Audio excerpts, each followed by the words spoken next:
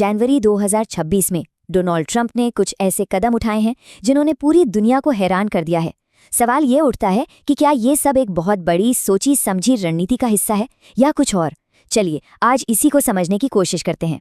देखिए, दुनिया भर के जो जानकार हैं वो ट्रंप के इन फैसलों को समझने में लगे हुए हैं और सबके मन में बस एक ही सवाल है, क्या ये एक गहरी रणनीति है या फिर बस एक सनक।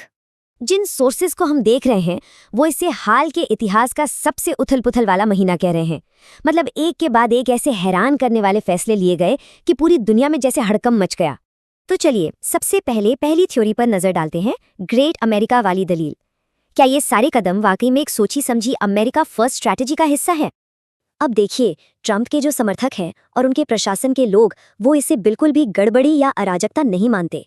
उनका तो ये कहना है कि ये अमेरिकी ताकत दिखाने का एक तरीका है, एक जरूरी कदम है। अगर इस नजरिए से देखें तो हर कदम के पीछे एक साफ लॉजिक दिखाई देता है। पहला काम, ग्रीनलैंड जैसी जरूरी जगहों पर कब्जा करके अपने एसेट्स को सिक्योर करना।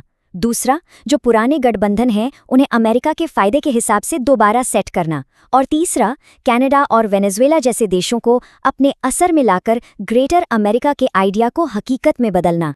लेकिन कहानी का एक दूसरा पहलू भी है जो बिल्कुल ही अलग तस्वीर पेश करता है।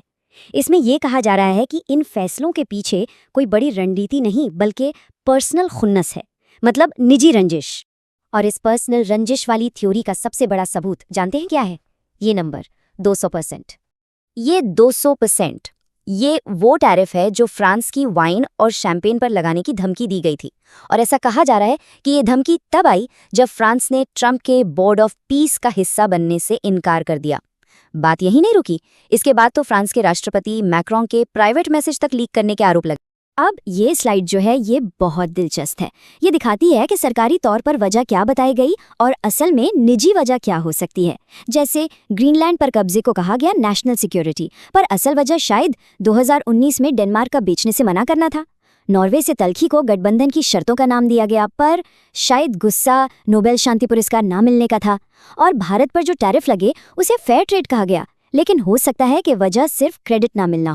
सोर्सेज तो एक चिट्ठी का भी जिक्र करते हैं जो नॉर्वे के प्रधानमंत्री को लिखी गई थी। इसमें साफ साफ नोबेल प्राइज न मिलने की बात को ग्रीनलैंड पर हमले की धमकी से जोड़ा गया था। मतलब पर्सनल बेइज्जती सीधे सीधे इंटरनेशनल धमकी बन गई। तो वजह चाहे स्ट्रैटेजी हो या पर्सनल गुस्सा, सवाल ये है कि इन सबका दुनिया पर असर क्या हो रहा है। इस नई दुनिया में आखिर कौन फायदे में है और कौन नुकसान में? ये जो जियोपॉलिटिकल स्कोर कार्ड है ये सब कुछ साफ कर देता है। एक तरफ अमेरिका के पुराने साथी जैसे नाटो और यूरोप के देश कमजोर पड़ रहे हैं और दूसरी तरफ इस खाली होती जगह को भरने के लिए रूस और चीन तेजी से आगे आ रहे हैं। और ये सब मिलकर एक मल्टी लेवल क्राइसिस बना रहा है। आप देखिए, पुराने गठबंधन टूट रहे हैं, ट्रेड वॉर शुरू हो चुके हैं, देशों का एक दूसरे पर से भरोसा उठ गया है और नतीजा पूरी दुनिया में इंस्टेबिलिटी यानी अस्थिरता बढ़ गई है। और इसका आर्थिक असर तो पूरी दुनिया महसूस कर रही है।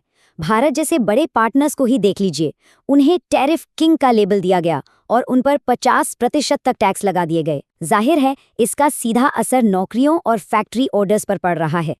तो ये सारी बातें अमेरिका और पूरी दुनिया को एक ऐसे मोड़ पर, एक ऐसे चौराहे पर ले आई हैं जहां से आगे का रास्ता तय होगा। खुद अमेरिका के अंदर भी तस्वीर बहुत बंटी हुई है। एक तरफ वो लोग हैं जो इसे मजबूत लीडरशिप मानकर इसका समर्थन कर रहे हैं, तो दूसरी तरफ वो लोग हैं जो इसके सख्त खिलाफ हैं। यहाँ तक कि कुछ साइकोलॉजिस्ट के हवाले से ये भी कहा जा रहा है कि ट्रंप में बहुत ज़्यादा गुस्सा और याददाश्त में कमी जैसे लक्षण दिख रहे हैं। जो एनालिस्ट्स हैं वो एक बहुत ही गंभीर तस्वीर दिखा रहे हैं। वो कह रहे हैं कि देखिए, अभी अमेरिका अपनी साख खो रहा है, बहुत जल्द रूस और चीन उसकी जगह ले लेंगे और अगर चीजें ऐसी ही चलती रहीं तो हो सकता है कि 2026 खत्म होते होते नेटो जैसा बड़ा और पुराना गठबंधन भी खत्म हो जाए। तो कुल मिला के हम एक ऐसे दोराहे पर हैं जहां एक रास्ता शायद समर्थकों के हिसाब से एक ग्रेट अमेरिका की तरफ जाता है और दूसरा रास्ता आलोचकों के मुताबिक दुनिया को तबाही की ओर ले जा सकता है। और सब कुछ आकर इस एक आखिरी और सबसे बड़े सवाल पर टिक जाता है कि ये सब जो हो रहा है वो अमेरिका को महान बनाने की कोशिश है